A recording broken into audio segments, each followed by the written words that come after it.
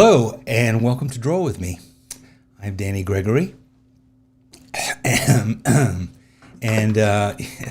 Off to a great start. Off to a great start, yes. We've missed you. We have been out for last week. Both of us have been flat on our backs. Diseased, and we are basically fine now. We were just at that lovely stage where... Clear our throats a lot. Exactly. So you may hear a bunch of that, and I apologize for it. But yeah, it was fun being sick. Somebody's calling this your measles shirt. Yes, these are actually festering boils that are covering my entire body. Like little slice of watermelon. They're How watermelons. summery can you be? Gosh. Anyway, so we are looking forward to getting back into it. I think we reached a point where we were just like, you know what? It's enough. We've got to just get back and start doing stuff again. Me, I just say thank God for Wimbledon. Thank you. And the Tour de France. Tour de France. I mean, we had a lot of entertainment in our time of need. I can watch tennis all day long and not ever tire of it. So yeah, it was. Play has been great. It's a lot of courts, a lot of action. It was still tiring. It was still. But yes, so it was also the kind of thing where I just didn't feel like doing anything. I didn't feel like. No, we had no energy. Drawing or writing or anything. I just. And it's 115 degrees here. Yeah, so it's kind of like a week that didn't exist.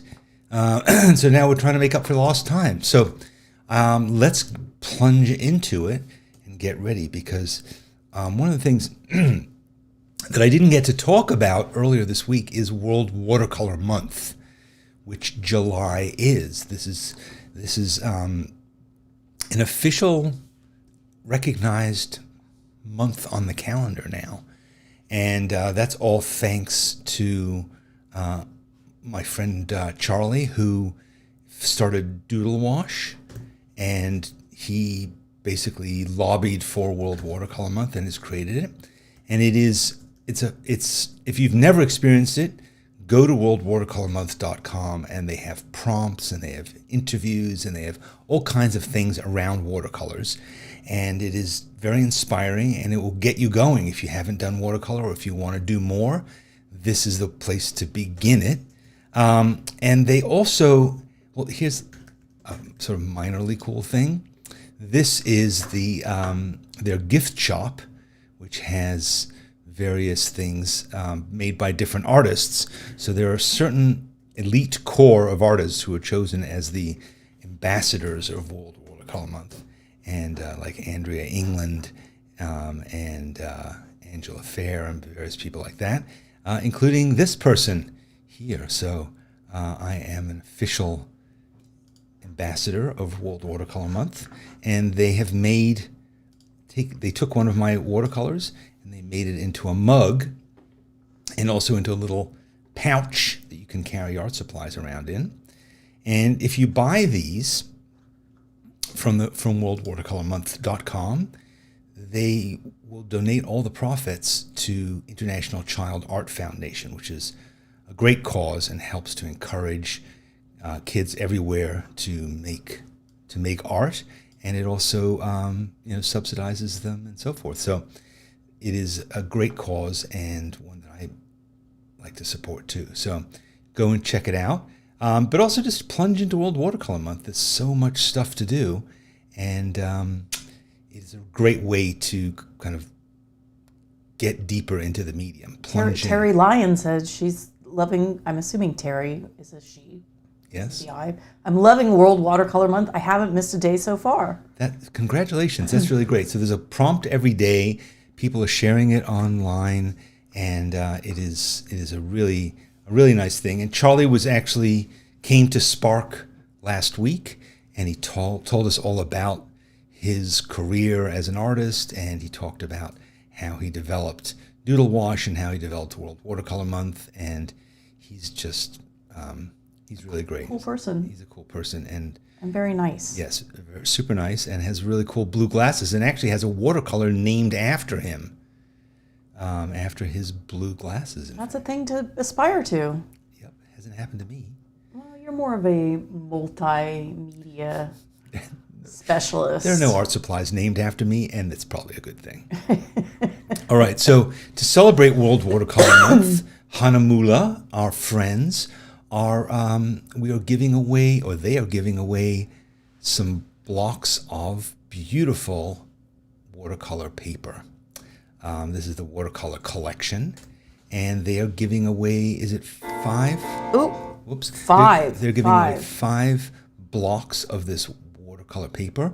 This is hot press in the image, and I also am going to be using hot press, but they're giving away cold press, right?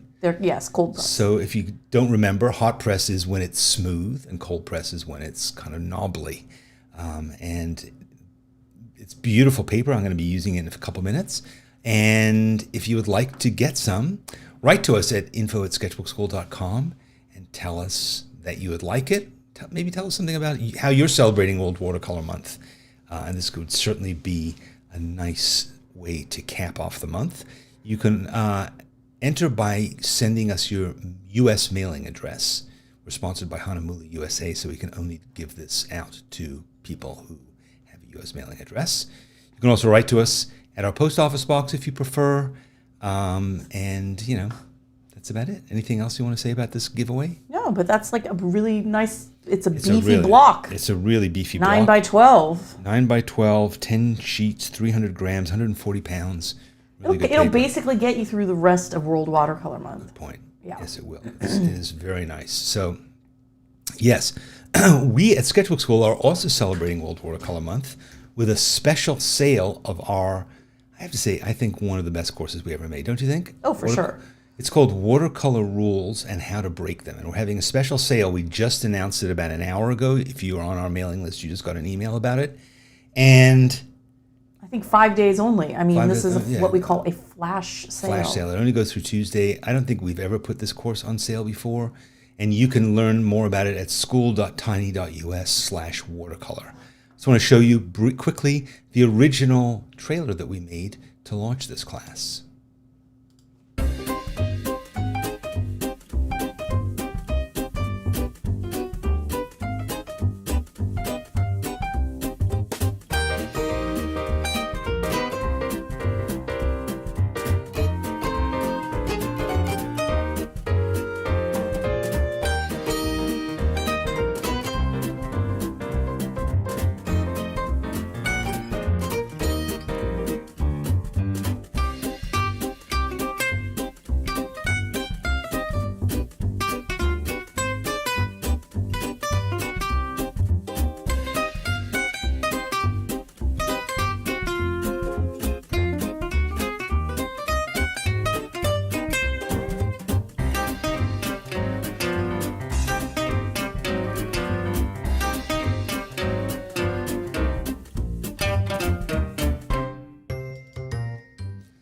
So yeah, so that is Watercolor Rules. On sale now for 5 days only. It says in that trailer a couple things that need to be explained. It's a 6-week course, meaning you can take it over the course of 6 weeks.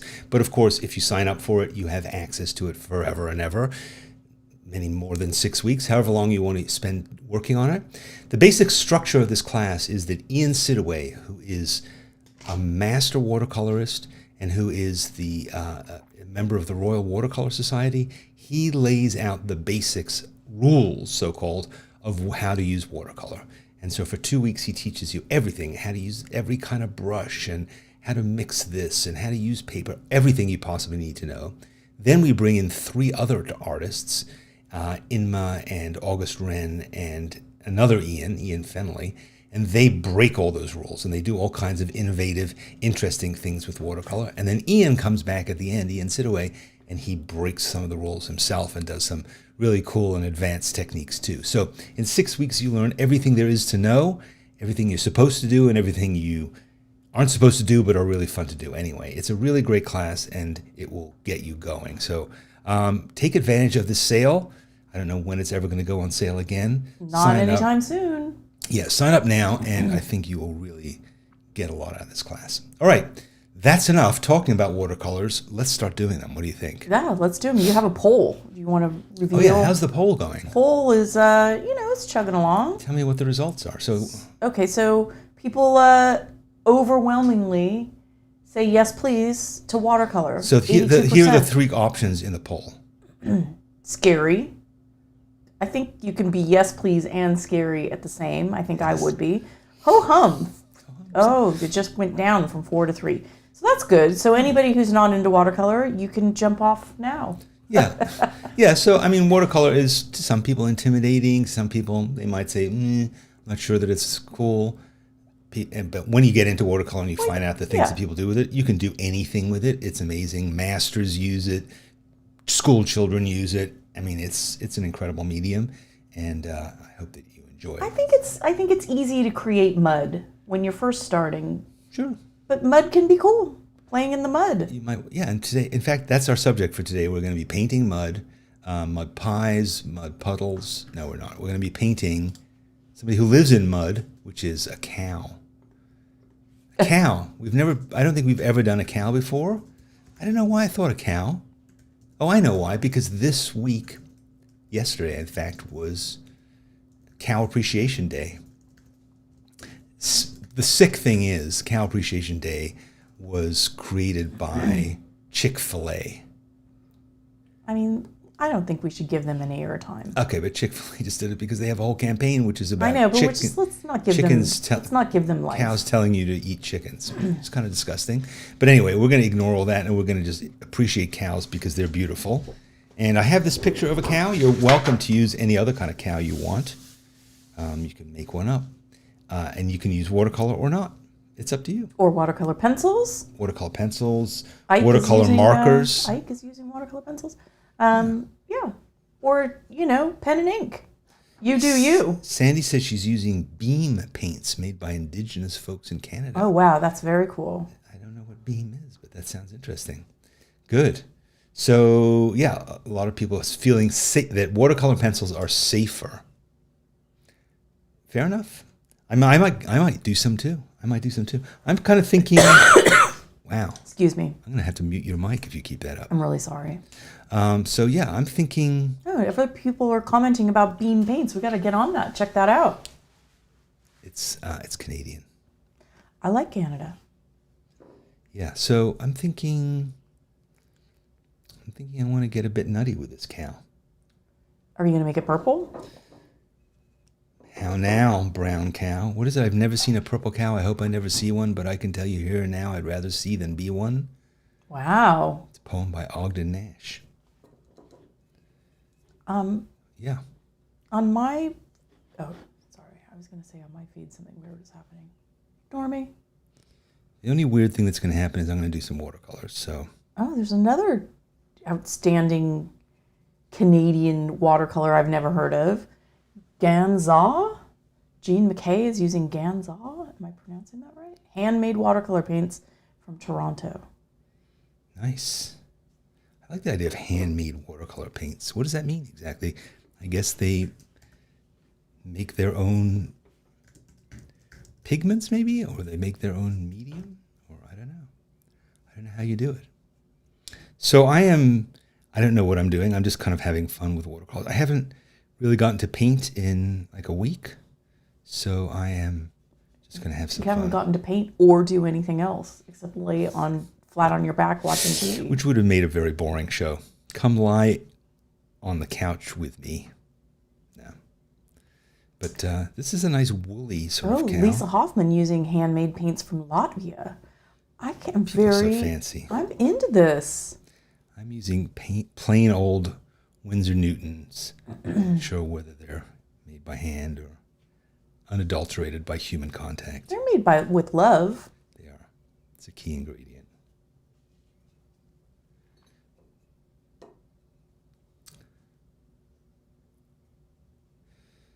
So, yeah, let's get into it. So what else is going on? It's hot. It is hot. We went in the swimming pool at about 10 o'clock last night. It's actually kind of nice. It was nice. What a luxury to have a pool. After years of living in New York City, gotta say, having a pool, I'm not going to tire of that anytime soon. Lying in the pool and looking up at the stars on a summer night, listening to the crickets. I don't know. Life is good. Don't know what I did to deserve it. You worked hard. There you go.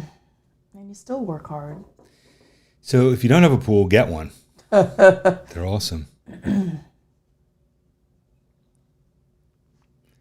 So I'm just kind of dithering with this thing. And I mean, what made you choose this blue? I don't know. It kind of spoke to me. And you're just using a water brush here? I'm just using a water brush, yeah.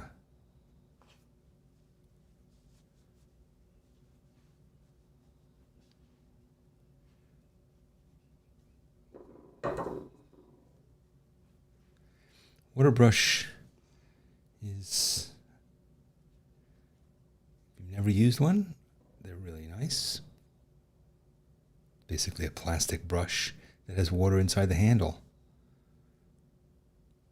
A lot of companies make them. This one happens to be made by our friends at Derwent, but there are many kinds. I mean, you have so many lovely watercolor brushes. True. You have fancy, good stuff. This is a fancy brush. Really? I mean, I fancy it. It is. I'm going to have to go back through this chat because there have been no fewer than, I think, a dozen people commenting about various kinds of handmade paints. Wow. Yeah, Stoneworks Mill, handmade paints from locally sourced pigments, although we don't know where Stoneworks Mill is. Mary Gidritis has watercolors from A. Gallo, made in Italy. Julie is using super cheap, horrible paints, but that's what she's got. Look, bad watercolors are better than no watercolors, but good watercolors are better than bad watercolors. You can take that from me. I'm a professional. I'm an ambassador of World Watercolor Month, and that's my advice to you. But I mean, there's a difference between good and bad. In a lot of media, it doesn't matter as much. But I have to say, with watercolor, if you have bad watercolor, you'll have a kind of a bad experience, I find a lot of times. It's just, the colors are flat. It's just kind of chalky. There's a line in that movie with Meryl Streep playing Julia Child. I think Julie and Julia? It was based on that Julia book. And she's standing, she's with her sister, and they're getting ready for some kind of cocktail party, and they get all dressed in their finery. And they're standing together looking in the mirror. Meryl Streep says, "We look good. Not great, but we look good." And I feel like we say that about a lot of things. It's good, not great. It's good, not great. You say that about a lot of things.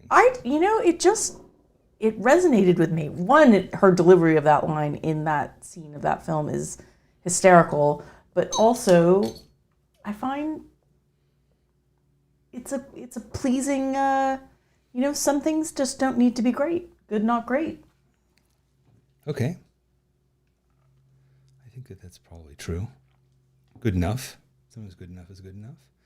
But when it comes to watercolor... I mean, good is good. But when it comes to watercolor... Because I think here's the thing is, with many things, there's a sliding spectrum, and you go like, yeah, it's pretty good. But the problem is with some materials, kind of like with cooking, some materials... If they're really poor quality, they just affect your whole experience of using them to the point where you start to blame yourself. And you start to say, I suck at this, and then you give up. So that's the thing I would want to avoid. So it isn't just that, I could do better with better things. It can become a binary situation where you say, I'm just not going to do it at all. And that, I think, is something to avoid. Virginia brings up a salient point. As she so often does. The paper is the most important part. Well, in this case, I would recommend the Hahnemuhle. But I think that is true. Paper So many collection. people wondering why their paints don't do what they 100%. wish for them. And it is the paper. In fact, I'd like to talk a bit about that because I've been doing this series in my essays about all of the first sketchbooks that I filled, right? So this is going back 20 years when I was first doing it. And what I was doing back then is I was making my own sketchbooks. I was making sketchbooks out of Bristol paper, which is pretty nice to draw on. And I started to learn to watercolor, and my watercolors were pretty bad. And that was, I now know, because I didn't know what I was doing when it came to paper.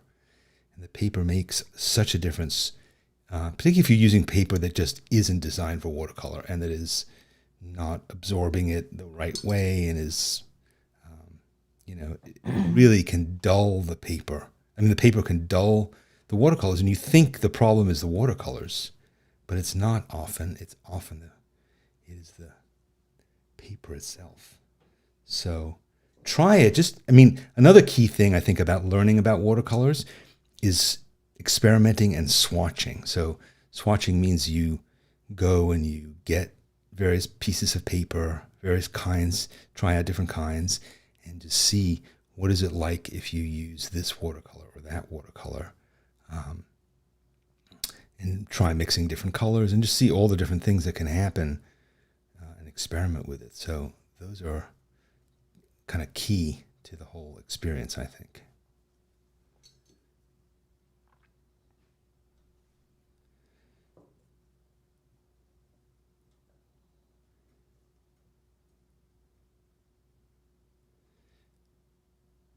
Another thing about watercolor paper is it can seem expensive until you start to understand this rule, which is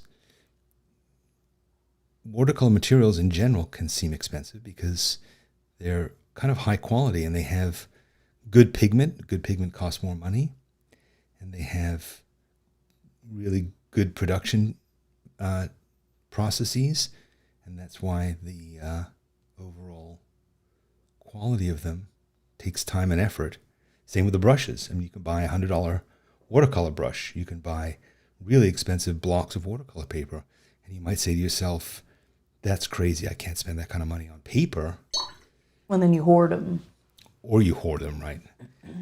Waiting until you're one day good enough to deserve using this particular good quality stuff. But you can also you can save it without never using it. In other words, like, get a little bit of it, try it out. You might find that it's so good, it's so much more fun to do it. It's like driving a really good car or eating a really good steak, and you just say, you know what, I'm worth it, and so therefore I'm going to try it. It's not fair to talk about eating a steak when you're painting a cow. I meant like eating a really good veggie burger. Steak, eating some really good grass. So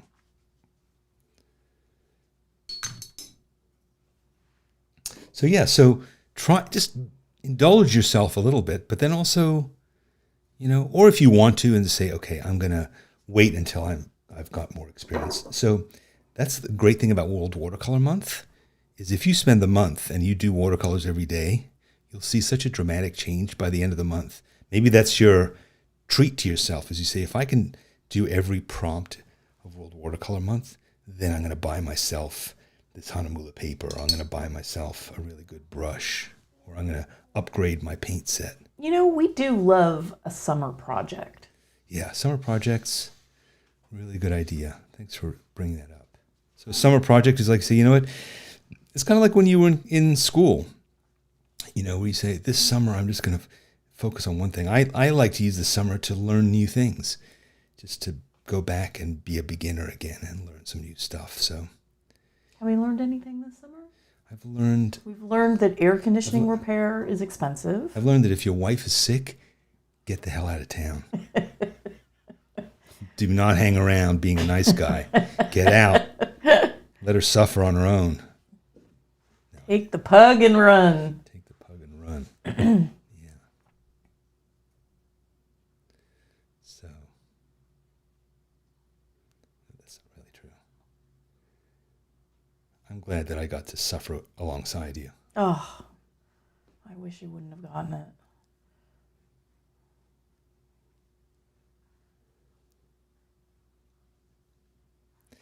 So, yeah. What's it like painting this cow? Are you asking me? I'm asking the cosmos. I think people must be heads down. Yeah, people are doing it. Yeah, they're. Hey, how about those coins? We didn't even talk about that. The coins that we saw at the beginning. Super fun. So many variety. I was impressed by how many people actually use metallic watercolors, which is kind of cool. guess that was the beginning of the world of the watercolor month thing. Did anyone use gold leaf? Gold leaf. Yes. I used to use gold leaf. It's not real gold. You did when you did the Taj Mahal. You had a great Thailand sketchbook. Yeah. And when you did the Taj Mahal or that reclining Buddha, you put a gold leaf on. It was like so extravagant in a sketchbook. The trick is it's not actually gold. It's goldine. It's like tinfoil, right? It's aluminum foil, very, very thin. aluminium. It's very thin, and it's goldish, but it is not gold. But the way I would do it is I would carry around this little pad of this gold foil, whatever the hell it is, and a glue stick, and then I would just kind of glue in some. Didn't you put it in later? That's not true. You didn't do that on location. I did, absolutely. You did? I did. I think I might have done it back at my station later on, perhaps. But yeah, it hasn't really lasted that well over the years. It kind of disintegrated a bit in the sketchbook, but yeah. You could always reapply. One doesn't do that. Re-up the shine.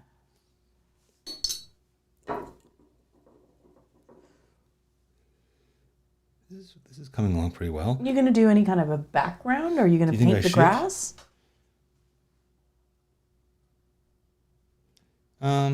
No, I think I'm going to let it dry for a minute. I'm going to let it dry. Well, considering it's 117 degrees here, it should dry quickly, don't you think? Yeah. Well, now that we have this air conditioning, it's too cold in this house. Yes, and the whole time we were sick, our air conditioning was broken. Ponder that. Yeah, I don't think I want to put a background in. I think I just have to let it dry. This is the problem I have with watercolors. Is I'm impatient as all hell. Have you dipped your brush into your coffee yet? No, I've come perilously close. I'm drinking from my official Danny Gregory World Watercolor Month cup, which you would think would be a particularly tempting thing to stick your paintbrush into. Wouldn't you? I would think. I could bring in these things. I know you've been very curious about these Neocolor aquarelles. Did you get those for Prime Day? They just appeared. Yeah, I don't know. I saw a lot of people talking about them. I thought maybe now they are watercolor. Oh, so maybe the plot thickens. Maybe when this dries, I can ruin it by putting these on. You could definitely smear it on your hand and then get it all over the amoeba shirt. I've literally never used these, so I don't know that this is the time to start, but I love the packaging. Look at this little box. So cute.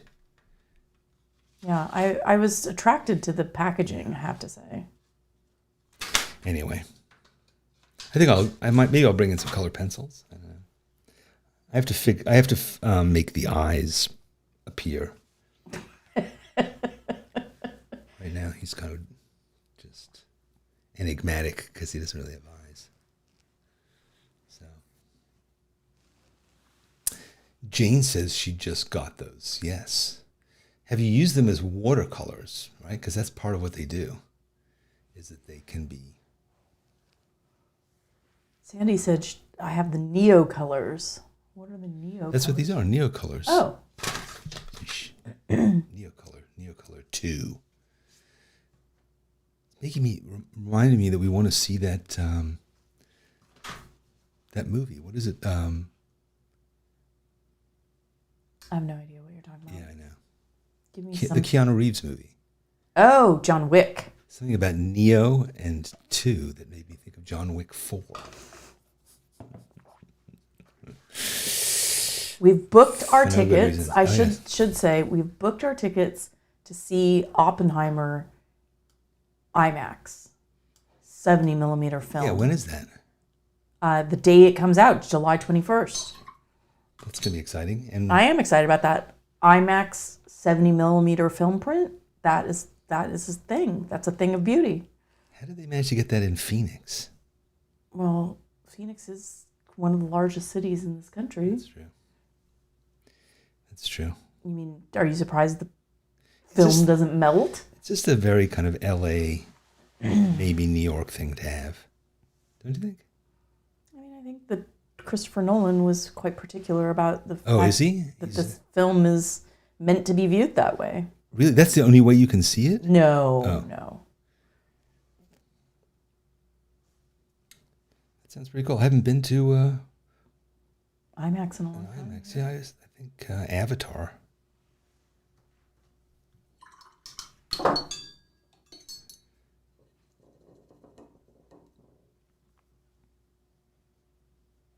Yeah, see this it was smart to wait because now these colors are going to be more stronger. I'm still puzzled about the blue. Really? Yeah. Why? I don't know. You know why? It's a choice. I'm hankering for Howard Johnson's. You're hungry or something, right? I'm not really. What the heck? I'm not. I think it's just looking at this cow.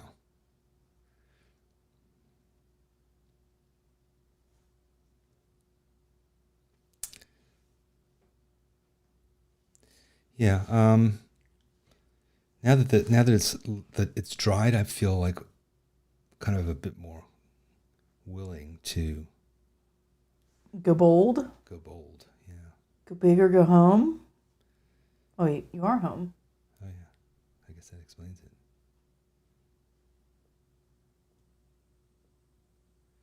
Yeah. It's nice. Watercolors are kind of a nice magical process, you know, where I always remember like when I was first learning about it and you would see people, like you'd look in books at demos and somebody would do like something that just looked like a puddle. And then 3 stages later on, it looked like a photograph. In fact, I saw yesterday on Reddit. Reddit has like an art subreddit, and this guy posted a painting, and he said, "What do you guys think of this painting?" And it was of 3 plastic inflatable armchairs. Right? Imagine like kind of like the things you might see in a pool or something like that, big inflatable armchairs. And I saw it and I was like, that's clearly not a watercolor, it's just a photo. Like people sometimes will do that on Reddit where they'll post some photo and claim that it's a photograph.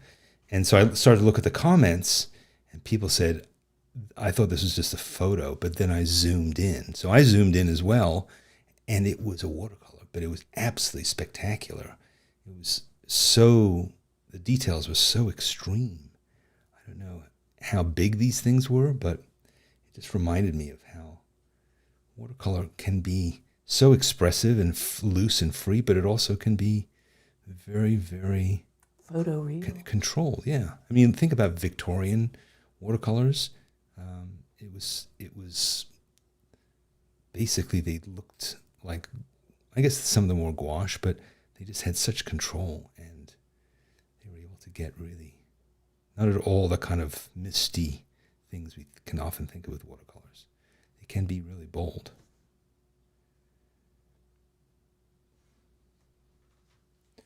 So yeah.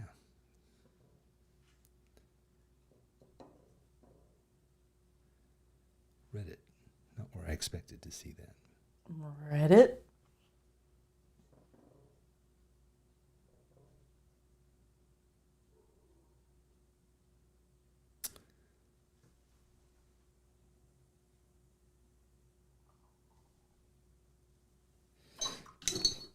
Part of the process also for me is to keep looking back at it from far away to see where the contrast is. Like, is there enough contrast so that I have, different tones? That's part of what you want to have, is to have balanced tones so it isn't just too all lights or all darks, but that it has a full range of colors. It just makes it more interesting.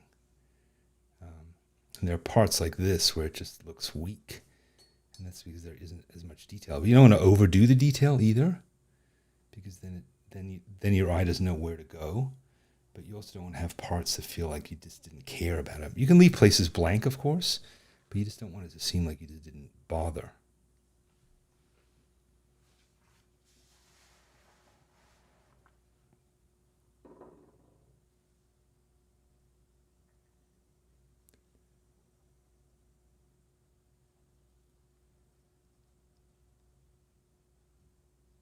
I think I have to go back and take that course of ours again. I'm serious. I mean, it's been like 5 years longer since we made it, and I learned a lot then, but I haven't gone back and taken it again. I should. Well, that's the beauty. If you purchase a course, you have lifetime access to view it on our platform. It's also true if you made the course. It's one of the perks of my job. All right, I'm going to let it sit for another minute, and then I'm going to just maybe knock in a bit of... Should we have a musical interlude? What should we do during this minute? I don't know, let's have a look at some comments. Haley says she's using pen and ink for the first time, and her cow looks deformed. Oh, Haley. Deformed. That's sad. Maybe the second time you do it, it won't be deformed. That's ambitious, to start using pen and ink and take on something like that. Yeah.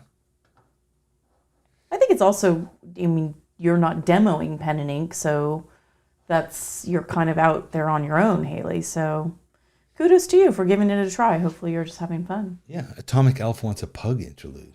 She left the room. She just bailed. Yeah. If anyone's wondering why they haven't heard snoring, snoring is not present. Snoring left the building. Yes.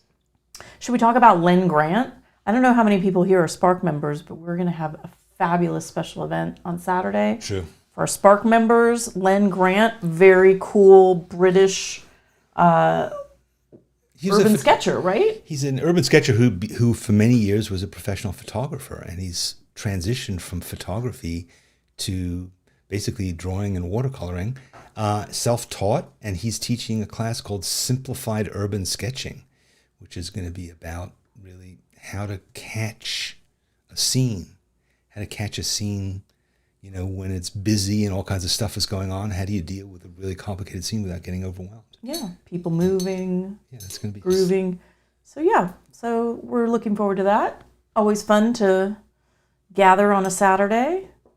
And it's a little too hot here in Phoenix to do urban sketching. That's so true. We'll stay inside in the air conditioning. Right, I'm going to take a risk right now, and I'm possibly going to ruin this. Could happen. Is that gouache? Yeah, it's just a hit of white gouache, but my paint is still probably too wet to be doing this. But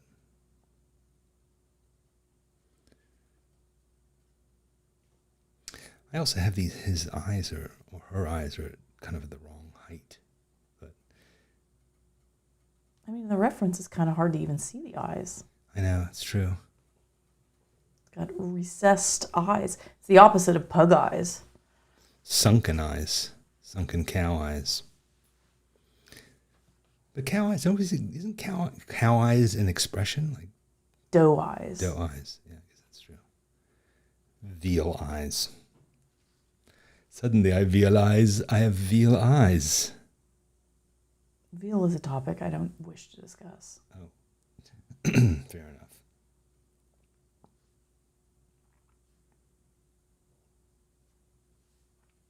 A few years ago, we went to Zion, or we stayed in an Airbnb that was on the outskirts of Zion, and it backed up. It was like a remote kind of cabin-y thing. I think a 100-year-old homesteader, real kind of ramshackle thing.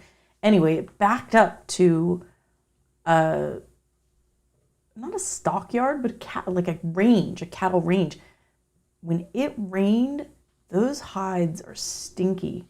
Remember that smell? I mean, I don't really. they were smelly. It was a powerful odor of cow. These were living cows. Oh, I was going to say, when you say hides, I was like, I don't remember. That sounds like a slaughterhouse. No, it wasn't. It was like living. They were out on the range, being rained upon, and their stink issued forth in a most objectionable manner. Cows, they suck. You. Stink fact. All right. I mean, I think I'm just fiddling with it because I'm killing time. The thing about watercolors, it is a fast medium. It is fast. You can spend. We had Mario Robinson did a workshop for us, and he spent 4 hours layering watercolor, which I just don't have the patience for that kind of thing at all. But I think generally with watercolor, you want to move fast, so you don't do what I'm doing now, which is just dicking around with it. I mean, maybe you're done. Yeah. Is it possible? Gonna do some lettering? Yeah, I guess I could do that.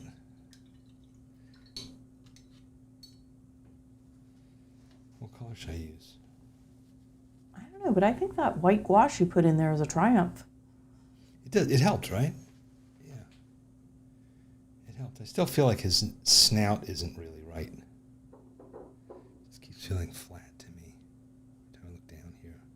I mean, he's got sort of a pink nostril that looks a bit more three-dimensional than your rendering. That's what I'm saying. Yeah, I think this is too flat.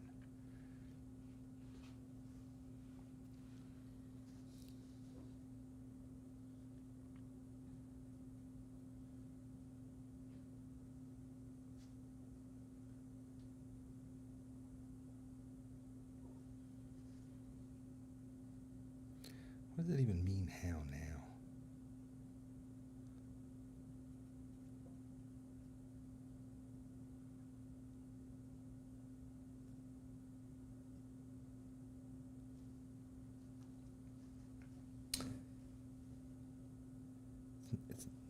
Do you know what that means? How now? Sure How are you don't. now? How are you now?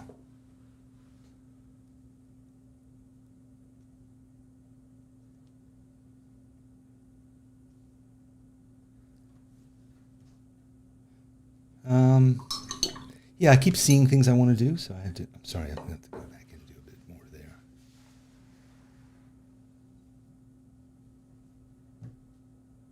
All right, well, that's fair enough. Let's stop. Let's not be damn fools about this.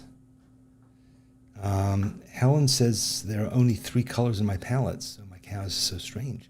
Well, I only was using 2 colors. Well, and white. And white, true. No, and didn't you lay on a little of that pink at the end, or that's? There's no pink. It's just 2 colors. 2 colors, yeah. Intrepid Fairy Cat says you haven't lived until you accidentally stepped in a fresh cow pie. Yeah. Done it. When I was a kid growing up in Pakistan, people used to make these Bricks? patties out of cow, what's it called? Cow droppings, Dung. cow dung and straw, and they would put them up against their houses, so they would be like these rows and rows of little cow pies, quite literally cow pies. It's like insulation, right? No, it was to burn. Oh, I see. They would put them up there to dry. They were sort of kindling or something. It's fuel. Yeah. Yes. So some people seem to have had some cow experience in their lives. Somebody in the beginning, I think Rachel, said she worked on a dairy farm. Oh, very nice. Anybody has any cow? Elizabeth lived in a dairy community, she says. Okay, yeah. Learn how to sidestep for sure. All right, anybody want to chime in any cow facts that we need to know? Yeah, I think we're going to move away from this and move out. Or we can wrap it up. I'm tired of looking at that page. Yeah. We worked quickly today, so that was good. I'm pretty happy with where we ended up. I'm looking forward to seeing where you are. Let's just wrap it up and get out of here early. Why not? I mean, there's no rule that says this has to be an hour long. Yeah. We just gifted you back 10 minutes of your life. And thank me later. Yes. There's a lot of cow jokes going on right now. So, yes, let's just wrap it up. All right, so here is some final thoughts for you. We want to see your cows, so please share them on social media. Share them on Instagram, share them on Facebook. What about sharing them on Instagram Threads? It's the new thing. I don't want to even know about Threads. Yes, so you can share them there, but make sure that you tag them, tag SBS Draw with me, so we can find them and we can put them into a cavalcade next week. So stampede. Please share yours with us. If you're interested in getting your Hahnemuhle watercolor paper, please write to us at info@sketchbookskool.com. Tell us a bit about why, and make sure you send us your U.S. mailing address. No hashtags on Threads yet, Laura says. It's true. For some reason, Kate is vociferously saying she's not ever going to use Threads. I have no idea why. I've been using them. I like it. I mean, I don't love it, but I hate Twitter, so it's much better. Yeah. So anyway, we're not going to fight about that right now. Danny'sEssays.com. I write an essay every Friday. I write ones on Tuesday too, but if you'd like to get the one on Friday, please come to Danny'sEssays.com and sign up for it. What else? It is World Watercolor Month. Please continue to celebrate it and spread the word about it. Watercolor rules and how to break them. And watercolor on sale rules. For 5 days. Yes. So go to school.tiny.us/watercolor, or just go to sketchbookskool.com and just go to our courses section. You'll find it there. Also, if you're on our mailing list, which I hope you are, we sent you an email this morning about it. But go and take advantage of this thing, because honestly, you will learn an enormous amount.